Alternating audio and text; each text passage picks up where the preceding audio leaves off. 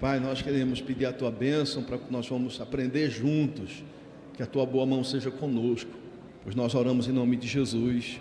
Amém. Meus amados, nós estamos estudando sobre as marcas de uma igreja verdadeira. 1 Coríntios 3,11, vamos ler todos. Porque ninguém pode lançar outro fundamento além do que foi posto, qual é Jesus Cristo. João Calvino, queridos, que é o pastor e o teólogo referência nossa, e de fato é um homem de Deus. Recomendo, quem ainda não leu as Institutas, são 4 livros, vale a pena a leitura, com bastante profundidade, com bastante clareza. É uma leitura que a gente aprende muito, vale a pena ler as Institutas de Calvino. E Calvino, ele coloca 2 marcas como igreja verdadeira, apenas 2. Quais são as marcas? Todos: a pregação pura da palavra de Deus e a correta ministração dos sacramentos. Então nós começamos a estudar sobre a pregação pura da palavra de Deus. Na Confissão Belga, que foi escrita em 1561 por Guido de Bresse, ele coloca uma terceira marca. Qual é a terceira marca?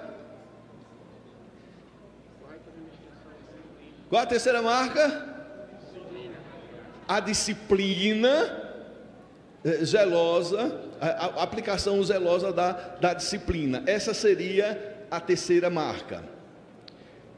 Na Confissão Belga, queridos, e aqui rapidamente, só para a gente lembrar, nessa confissão, o pastor Guido, ele trabalha as marcas da verdadeira igreja, as marcas de uma igreja falsa e as marcas de um verdadeiro cristão. Bruno, de novo, pode me ajudar aqui? Pode seguir, por favor, aí na projeção. Mais um pouco. Amém. Tá bom, pode voltar.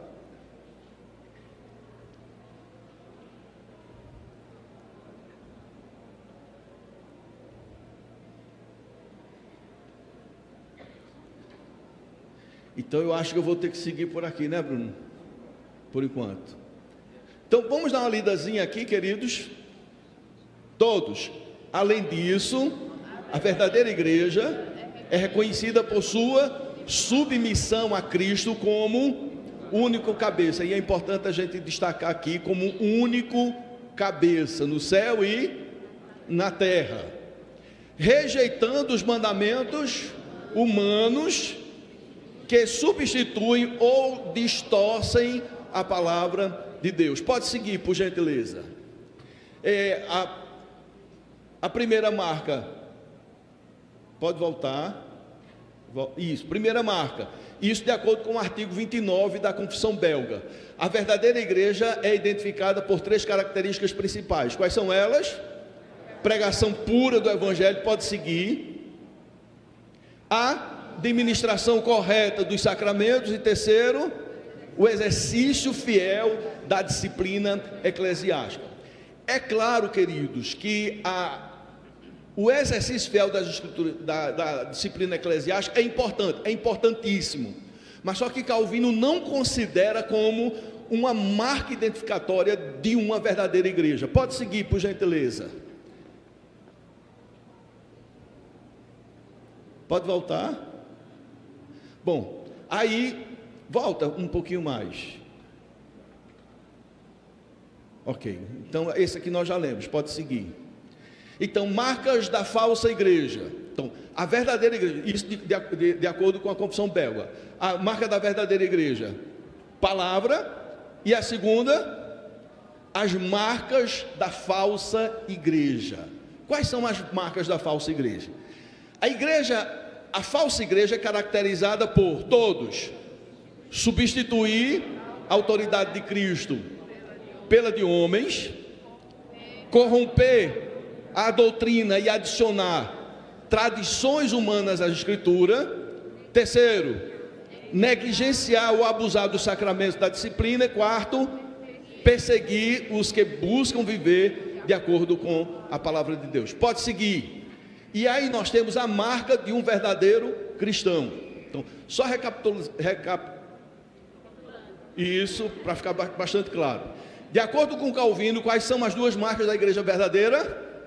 Palavra e sacramento. Todos. Quais são as duas marcas da verdadeira igreja, de acordo com Calvino?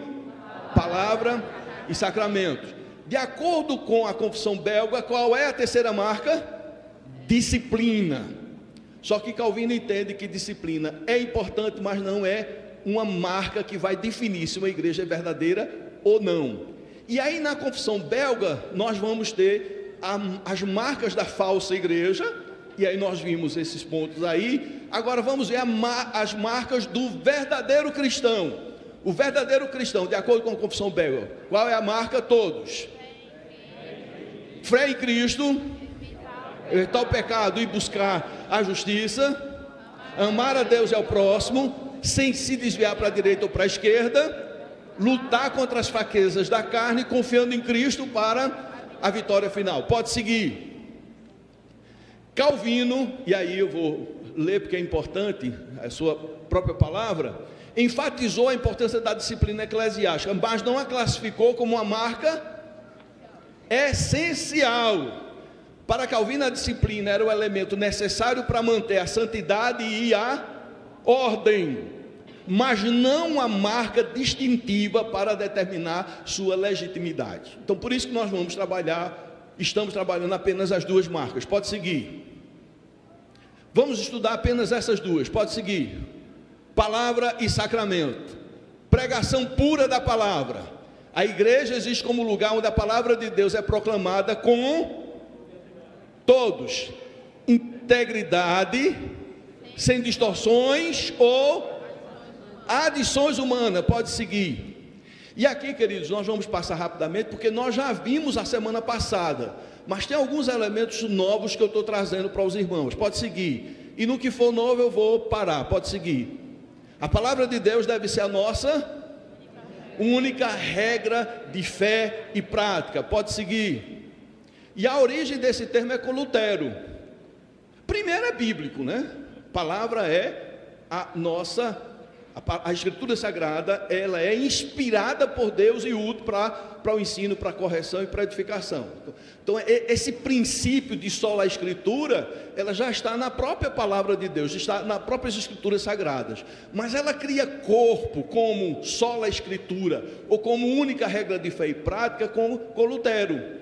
Quando Lutero coloca as 95 teses, mais uma vez pesquisando, quem já leu alguma tese das 95 de Lutero? Levanta a mão. Obrigado. Já bastante gente. Eu trouxe algumas para a gente olhar e como é interessante. Então Lutero, na dieta de Worms, ele foi instado a negar as suas teses. E lá ele disse o seguinte, né, porque Lutero não queria dividir a igreja. Lutero queria que a igreja modificasse naquilo que precisa de modificação, porque tinha se desviado na concepção de Lutero. E a gente vai ver que no concílio de Trento, que foi um concílio de contra-reforma, de que eles admitiram alguns erros em relação à indulgência. Daqui a pouco a gente chega lá. E isso já fruto das teses de Lutero. Então eles queriam que Lutero se retratasse dos pontos doutrinários que ele tinha levantado. E Lutero diz o seguinte: desde que vocês me convençam para a Escritura Sagrada que eu estou errado, então eu me retrato. Mas se vocês não me convencerem pelas Escrituras, eu vou manter a minha consciência. Então aí, nessa posição de Lutero, nasce essa frase que se tornou bastante conhecida como sola a Escritura. Pode seguir. Pode seguir. Aí vem a pergunta, meus amados. Essa pergunta é muito importante para todos nós. Vamos ver qual é. Com base no princípio de que a palavra de Deus é a única regra de fé e prática, qual é a pergunta? A igreja romana pode ser considerada uma verdadeira igreja? Opa! Com base nessa regra da Bíblia ser a única regra de fé e prática, a igreja romana, por que eu falo romana? Porque católica também nós somos católicos. que a palavra católico significa universal, está presente em todos os lugares. Então o cristianismo, ele começa com essa pegada de ser universal, de ser católica. Ele está presente em todos os lugares. Lá no Pentecostes, Deus levanta missionários de todos os lugares do mundo de então, ali no Pentecostes. Quando os judeus, obrigado meu santo, tinham se espalhado, e aí eles foram para a celebração do Pentecostes, lá em Jerusalém, e lá o Espírito Santo foi enviado por Deus, e eles ficaram cheios do Espírito Santo, os discípulos, e aquela multidão que tinha se espalhado de todos os lugares, que foram para Jerusalém para comemorar o Pentecostes, quando viram aquilo dali, foram ver o que estava acontecendo. Pedro prega, e quando se convertem, 3.000 homens, 3.000 homens. E aí, se a gente colocar mulheres e crianças, com certeza tem bem mais. Então, ali Deus, num único dia, num único evento, levanta 3.000 missionários e espalha no mundo todo. Então, com essa visão é que a igreja nasce, de ser católica, no sentido de estar presente em todos os lugares. Então, nós somos católicos, mas nós somos católicos cristãos, de identidade teológica reformada. E aí, quando nós falamos romanos, porque nós estamos referindo à igreja católica romana, com identificação teológica, partindo de todo esse contexto romano. Ficou claro esse ponto? Amém? Amém. Então, por isso que nós nos referimos sempre à igreja romana, porque nós estamos querendo afirmar a igreja, essa que é da maioria, que se apresenta como sendo a única igreja verdadeira, como sendo a igreja que tem a marca de ser a primeira, ou seja, a original, vamos assim dizer. Então se classifica como igreja católica, apostólica, romana. Então vem aqui, esse romano aqui, por conta de Roma, e depois a gente pode entender esse processo. Seguindo, então, baseado na Escritura, essa igreja romana pode ser considerada uma igreja verdadeira? Eu não vou dizer nada, vocês é que vão chegar à conclusão. Vamos lá. Primeiro, em relação às Sagradas Escrituras, o que é que a igreja romana diz? A igreja romana diz que a Bíblia é a palavra de Deus. Amém. Isso aí, 100%. O problema é que a igreja romana não para aí. Se ela para e diz que a Bíblia é a única regra de fé e prática, como nós afirmamos, bênção do céu. Porque quando nós dizemos que a Bíblia é a nossa única regra de fé e prática, nós queremos dizer que toda a teologia nossa tem que estar fundamentada na Bíblia, na palavra de Deus. Amém? E isso aí, queridos, vai combater qualquer doutrina ou dogma inventado pelo homem, ou criado pelo homem, ou estabelecido em tradições humanas. Isso aqui é fundamental. É por isso que nós dizemos sempre, qualquer pastor que pregar aqui, começar do pastor titular, todos os pastores, ou quem vier convidado, que prega a palavra, confira se está batendo com as Escrituras sagradas. Tem que se conferir, sim. Temos que ser como os crentes de Bereia.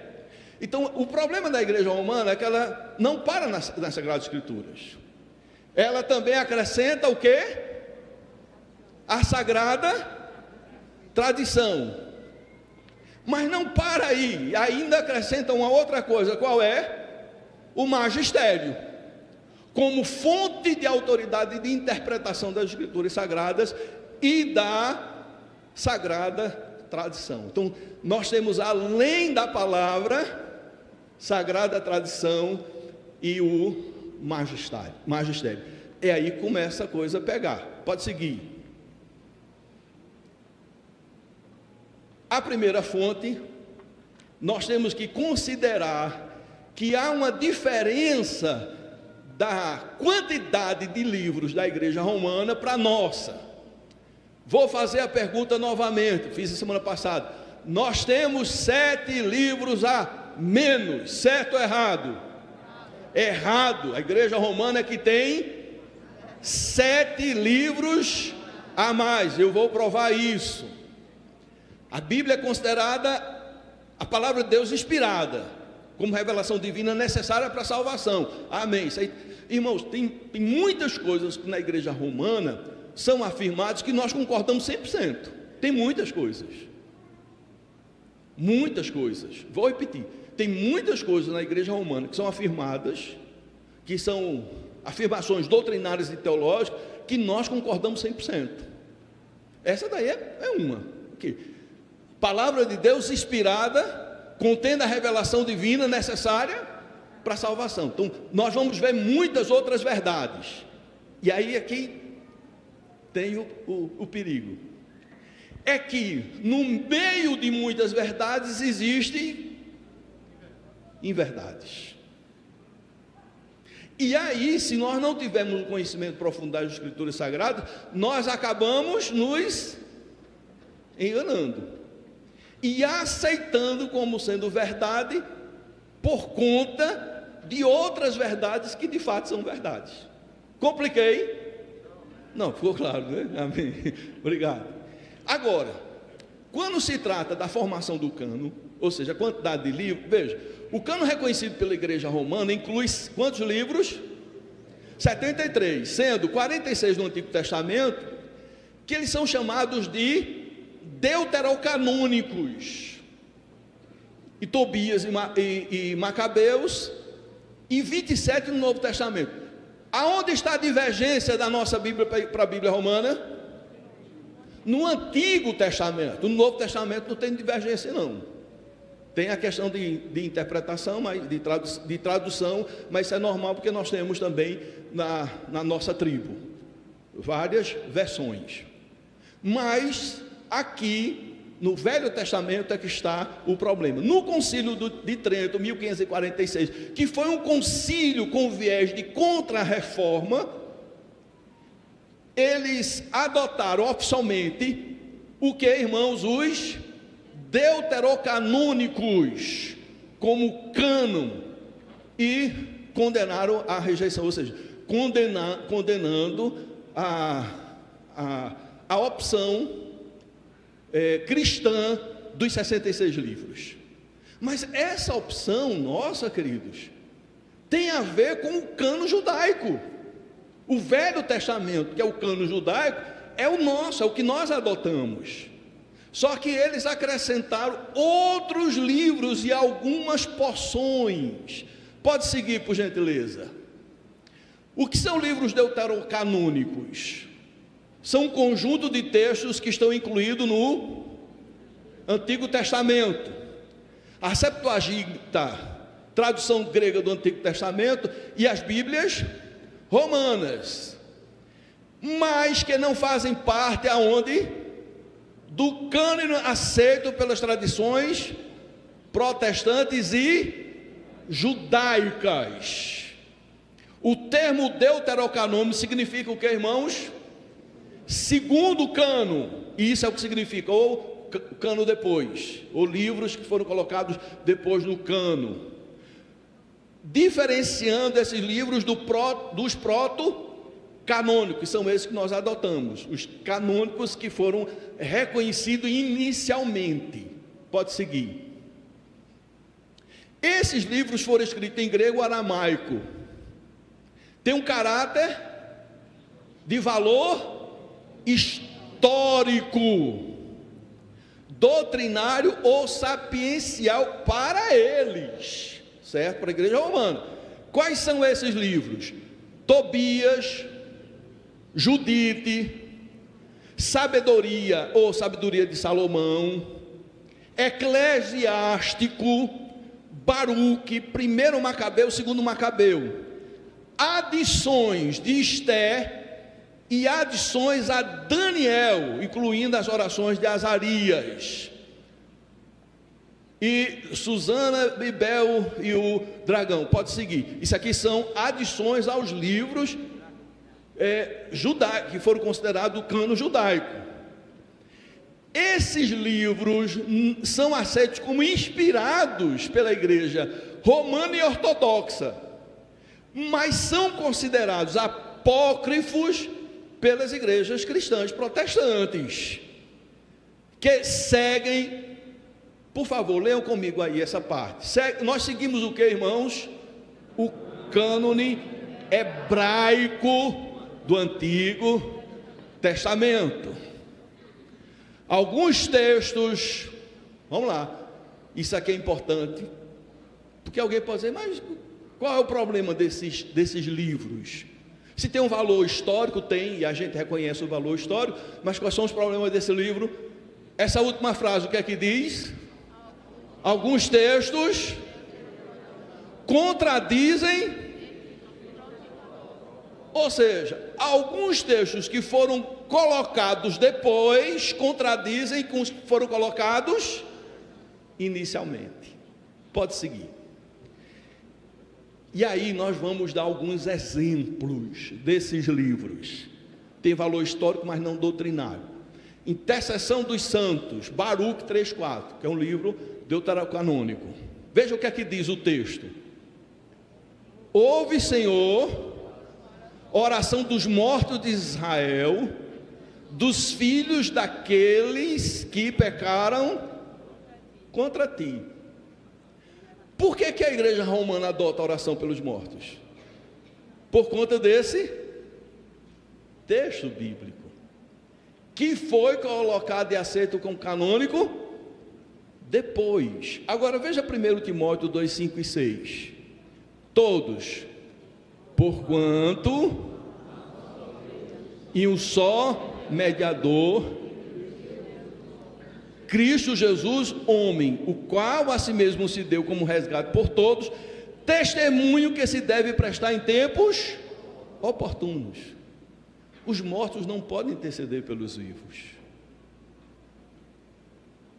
Os mortos não podem interceder pelos vivos. Seguindo. Há conteúdo lendário ou fantástico. Tobias 6, de 5 a 8. A síntese é, queridos. Vamos dar uma lidazinha, só para os irmãos verem a seriedade da coisa. Então o anjo lhe disse: tira o coração e o fígado e o fel. Deixa eu ir para cá.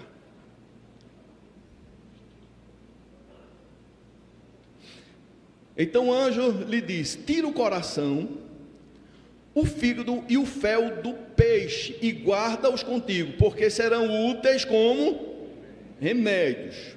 Quanto ao coração e ao fígado, se os colocarem sobre brasas, leiam, seja de homem ou de mulher, de modo que nunca mais se aproxime deles. Veja só como é que o texto está dizendo. Veja o que o texto está dizendo: que o coração e o fígado colocados sobre as brasas têm o poder de quê? O cheiro de expulsar qualquer demônio.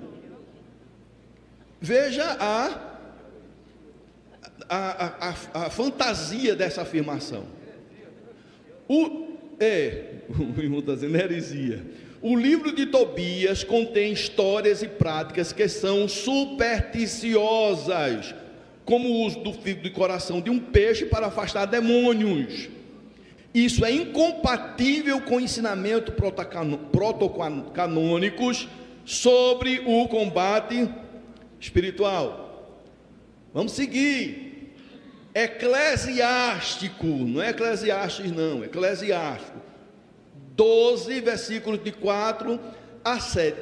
O resumo, a síntese desses versículos está aí. Nós vamos ler o texto completo, mas aqui está a síntese. Dá ao homem bom, mas não ao pecador. Ao homem bom você pode dar, mas ao pecador, não. Faz o bem ao humilde, mas não ao ímpio.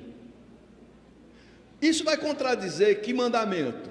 Mateus 5,44. O que é que diz? Eu, porém, vos digo: amai vossos inimigos e orai pelos que vos perseguem. Irmãos, ou um ou outro. Agora, veja só o que é que o texto diz: Dá ao justo e não ajudes o pecador. Faze bem ao humilde e não deis ao inimigo. Impede-lhe o pão, para que não te domine com ele, pois encontrarás 2 vezes mais mal em todo o bem que lhe fizeres.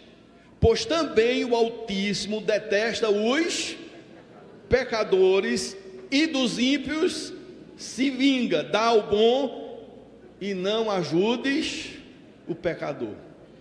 Tem alguma dúvida de que esse texto aqui contraria os ensinos de Jesus Cristo? Não há dúvida nenhuma.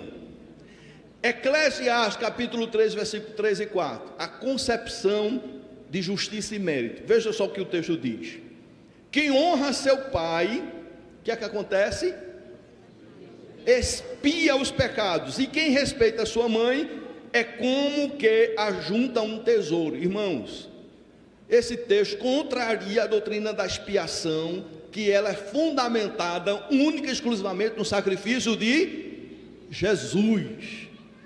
Não é porque eu amo meu pai que eu vou estar expiando pecados. É uma ordem, é um dever, é uma obrigação minha, mas não tem poder de expiação. A única maneira de perdão de pecado está através do sacrifício de Jesus Cristo. Contradições históricas. Judite, capítulo 1, versículo de 1 a 7, a síntese é: foi no 12º ano do reinado de Nabucodonosor, que reinava sobre os assírios em Nínive.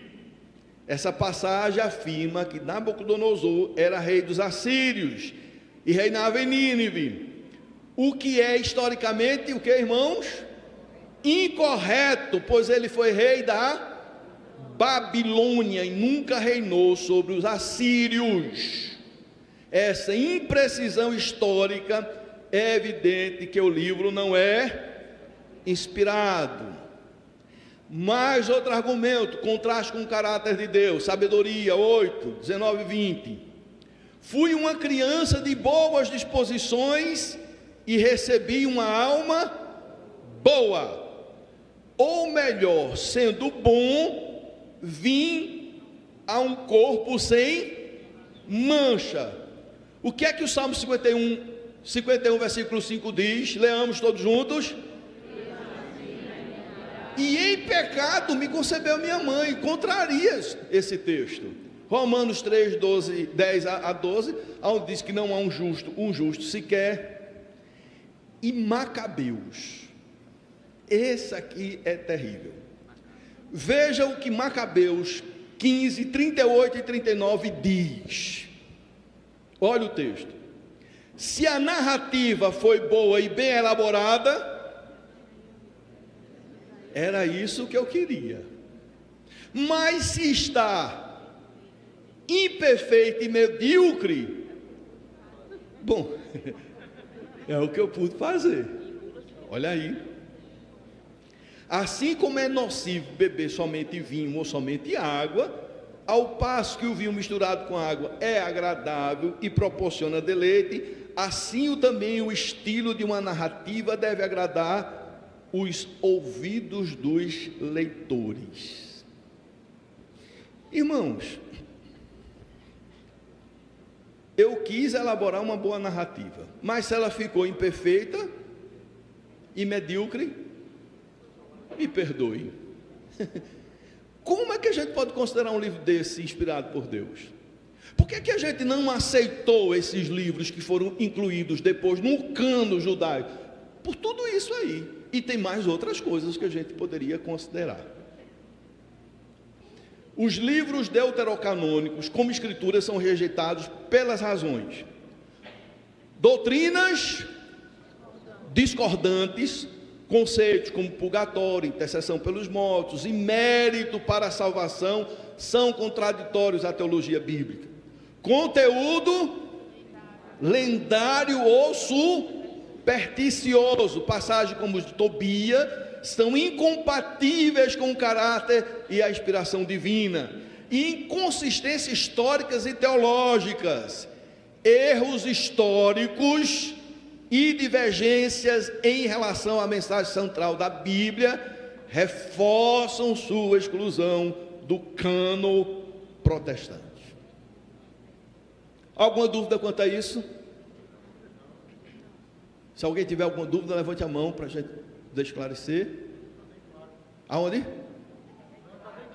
Está claro, amém, amém.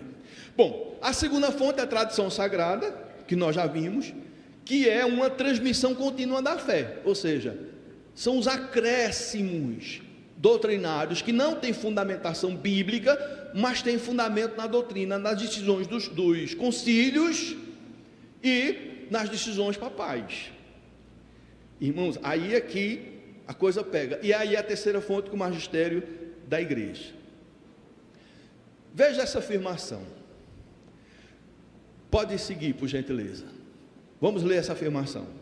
Quando se aceita outras fontes de doutrina, além das escrituras sagradas, do Antigo e do Novo Testamento, abre-se espaço para a formação de doutrinas baseadas em pensamentos e traduções humanas.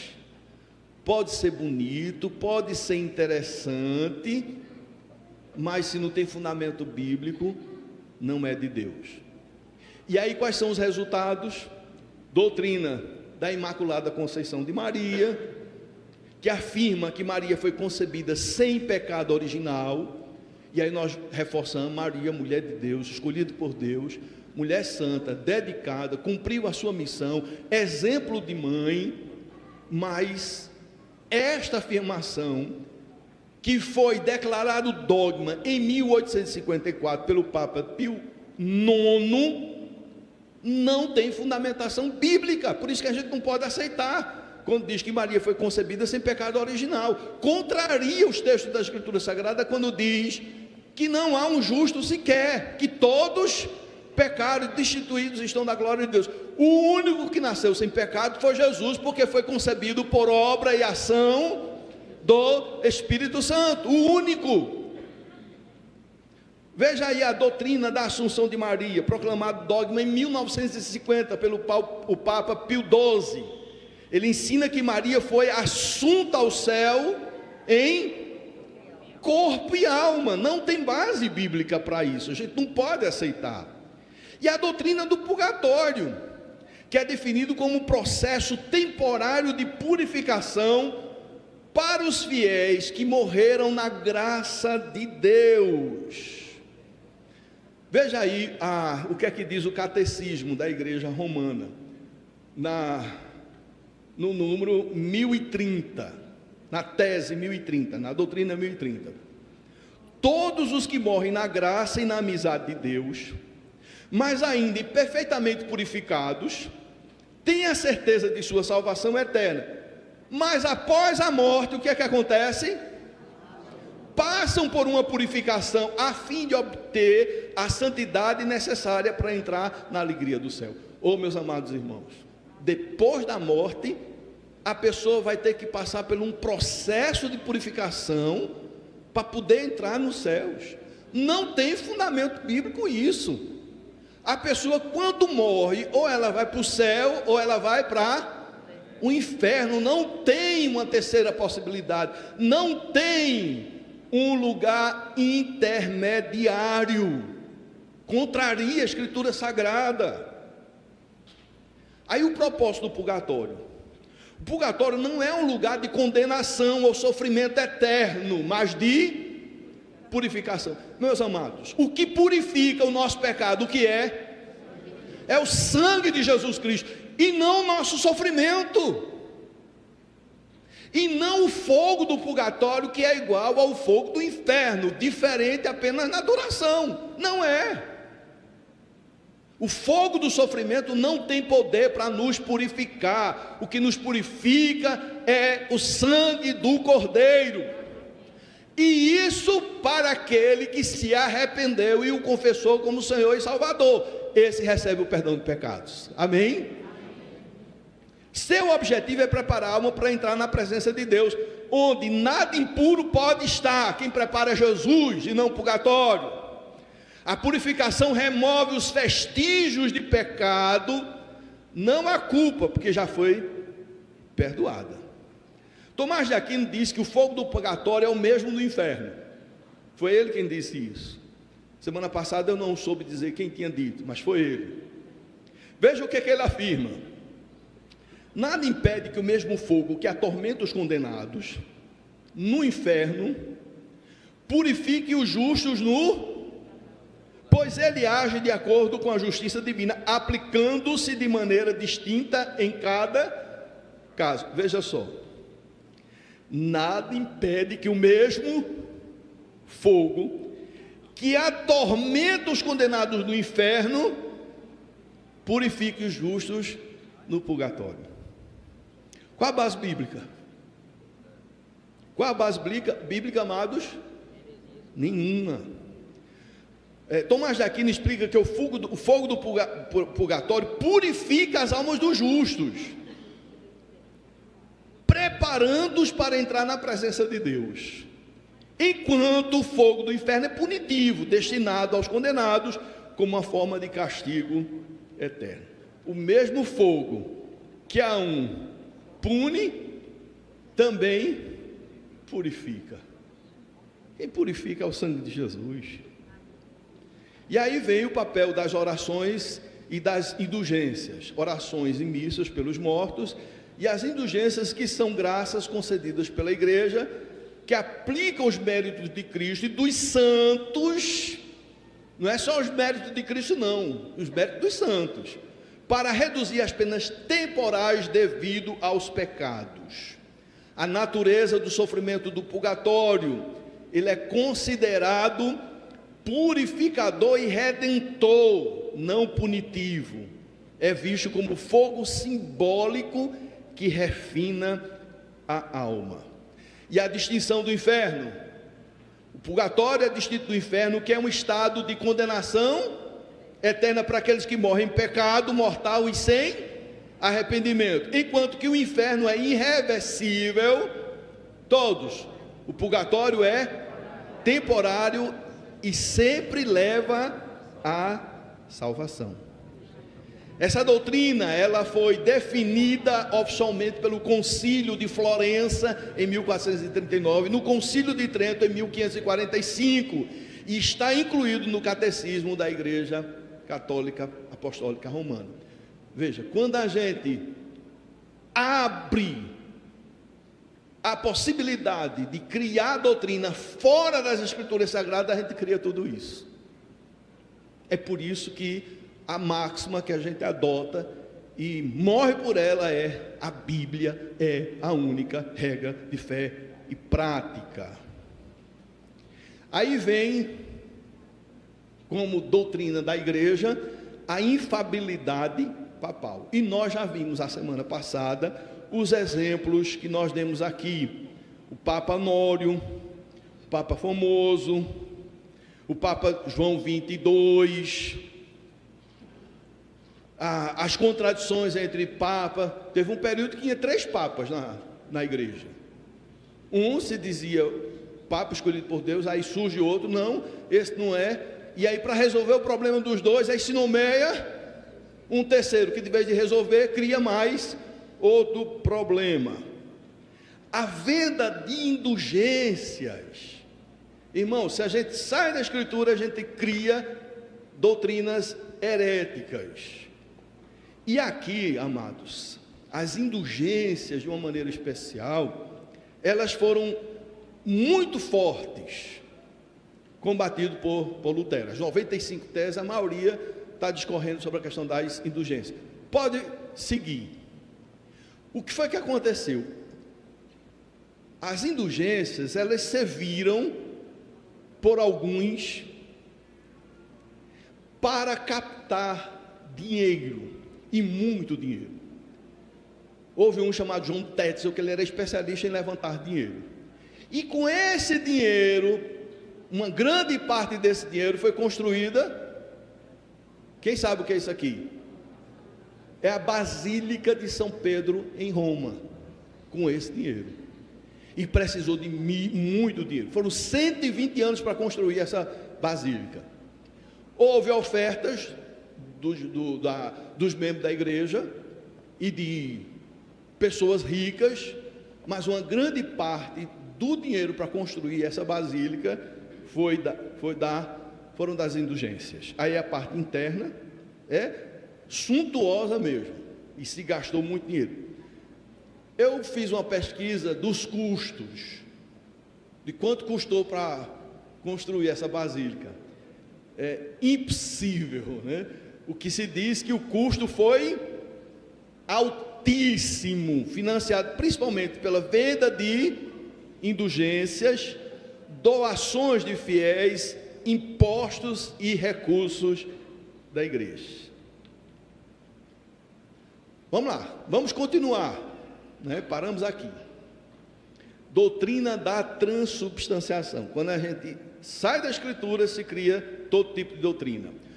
Que doutrina é essa? Ela foi formalmente definida no Quarto Concílio de Latrão, em 1215, e reafirmada no Concílio de Trento. Veja o que essa doutrina ensina. Pela consagração, o pão e o vinho se transformam literalmente, substancialmente no corpo e sangue de Cristo, enquanto as aparências permanecem. Enquanto nós dizemos que o pão espiritualmente é o corpo de Cristo, na igreja romana diz que o pão literalmente se transforma em corpo de Cristo. O vinho literalmente se transforma em sangue de Cristo. E alguns argumentos.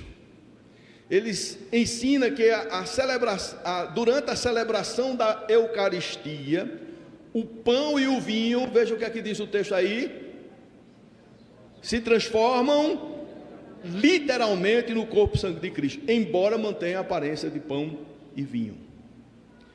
E aí o texto, queridos, que eles utilizam como base são esses textos bíblicos. Mas vamos ver se isso convence.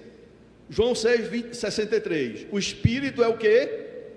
Vivifica. A carne para nada aproveita. As palavras que eu disse são Espírito e vida. Ora, esse texto prova que Jesus falava de maneira espiritual e não literal sobre comer carne e beber sangue. Mateus 26 a 28. Tomai e comei, isto é o meu corpo. A linguagem é simbólica e não literal. A transubstanciação está relacionada à doutrina de que a missa é uma representação do sacrifício de Cristo. No entanto, isso entra em conflito com o ensino bíblico de que o sacrifício de Jesus foi o quê? Único e completo. Toda a missa é uma repetição do sacrifício de Jesus. Hebreus 10, de 10 a 12. Fomos santificados pela oferta do corpo de Jesus Cristo, feito uma vez por todas. Repetir o sacrifício de Cristo na missa é contrário à suficiência do sacrifício na cruz. Irmãos, como nós já falamos, a gente não deve, mas é possível errar em alguns aspectos doutrinários. Mas na soteriologia a gente não pode errar. E a soteriologia romana, ela é equivocadíssima. Se uma pessoa segue ela e crê do jeito que ela ensina, a pessoa não está caminhando para a vida eterna.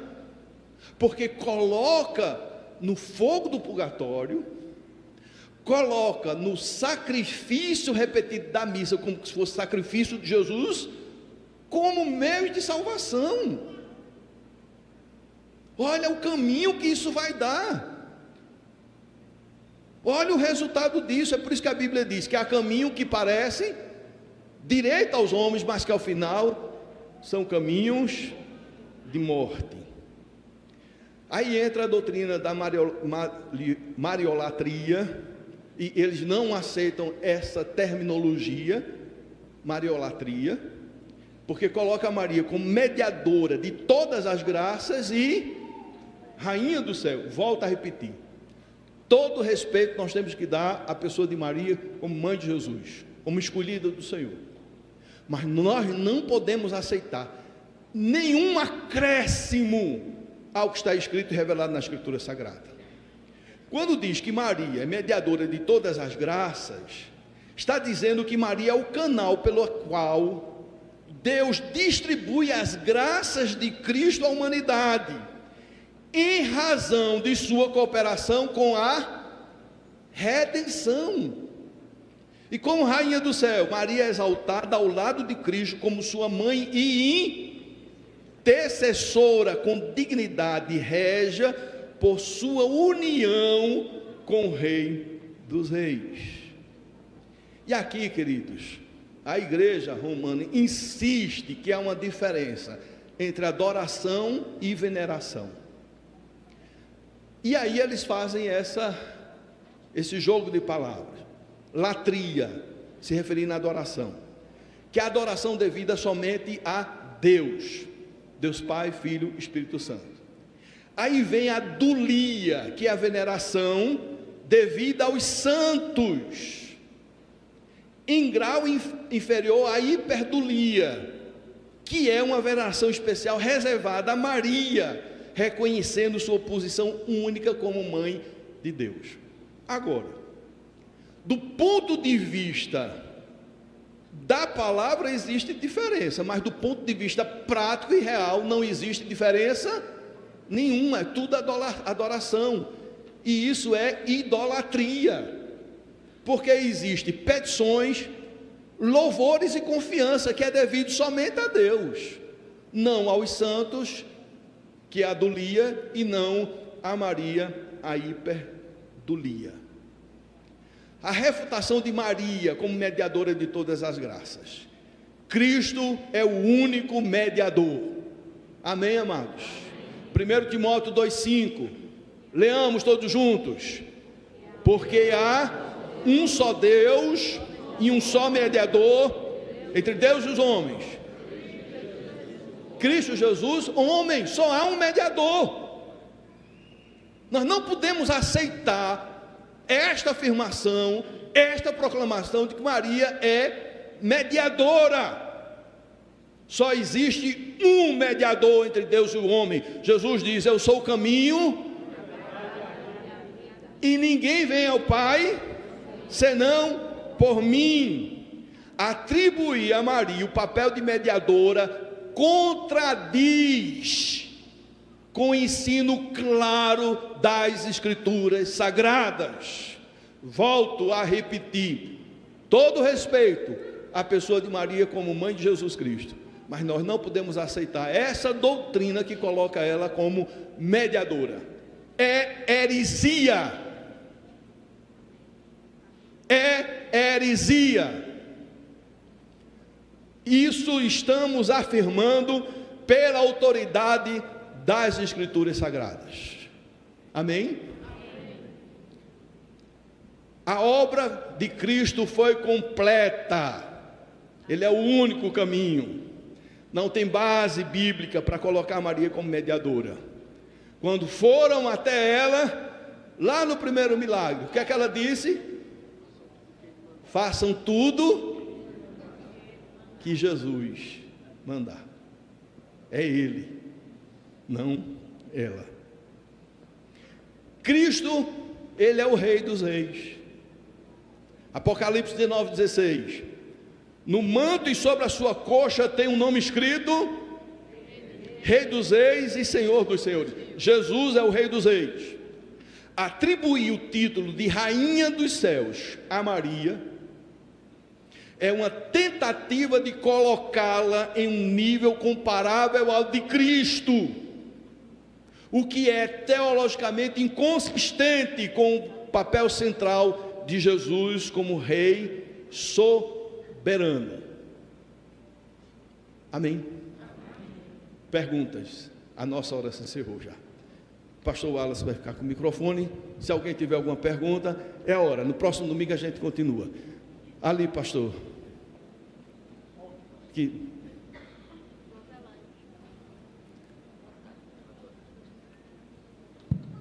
Se eu souber, respondo. Se eu não souber, eu passo para o pastor Fábio. Essa água aqui foi para mim, não foi? Pastor, Foi Léo, obrigado. Na Igreja Católica, eles creem que pessoas vão para o inferno, porque em uma das orações eles dizem: levai as almas todas para os céus e socorrer principalmente as que mais precisarem. Então, todas as pessoas vão para o purgatório e depois para o céu, ou há a possibilidade de inferno? Não, vão para o purgatório as pessoas que estavam no estado de graça, ou seja, estava ligado à igreja, que tinha uma vida de caridade, de boas obras. Essas não são perfeitas, por isso que elas precisam de uma purificação, que essa purificação seria no purgatório. Mas os ímpios, profanos, pecadores, que não estão ligados à igreja, elas imediatamente para o inferno. Até nós mesmos, na visão deles. Mais alguma pergunta?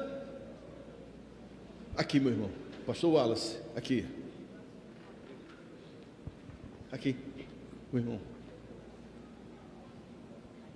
Queria saber quem escreveu os livros deuterocanônicos, já que a gente sabe que, por exemplo, as cartas foram Paulo que escreveu, e todos a gente sabe quem escreveu. E quem foi que escreveu os deuterocanônicos? O próprio nome já identifica, Baruque, o Tobias, entendeu? O nome está identificado ao livro e outros não, mas foram vários. Tem um valor histórico, mas não pode ser admitidos como inspirados por Deus, porque um livro inspirado por Deus não tem erro. Pois não? Pastor, já que a doutrina, tanto católica como evangélica, quando morre vai para o céu, então não há uma coerência de um santo interceder mesmo depois de morto? Certo, perfeito. Veja só, qual a diferença da doutrina romana para evangélica, cristã? Cristo como Senhor e Salvador. Então, se a pessoa tem Cristo como Senhor e Salvador, na nossa doutrina cristã, ela vai para o céu imediatamente. Quando o ladrão confessou a Jesus como um homem justo e santo, o que é que Jesus disse para ele? Hoje mesmo estarás comigo no paraíso. Então existem vários textos bíblicos que mostram que a pessoa que tem uma relação com Cristo, ao morrer, vai para o céu, vai para o paraíso. Aqueles que não têm uma relação com Cristo, imediatamente elas vão para o inferno. O homem está destinado a morrer uma única vez, depois disso segue-se o juízo. Então a gente vai encontrar vários textos bíblicos que mostram que uma pessoa que não tem uma comunhão com Deus através de Jesus vai para o inferno, imediatamente para o inferno. Qual a diferença do ponto de vista romano para o nosso? Porque o nosso está ligado à salvação exclusivamente em Jesus. Na igreja romana está ligado ao pertencimento da igreja. E aí é que coloca a igreja com aquela famosa frase: fora dela não tem salvação. Não é fora da igreja, é fora de Cristo não há salvação. Mais uma pergunta?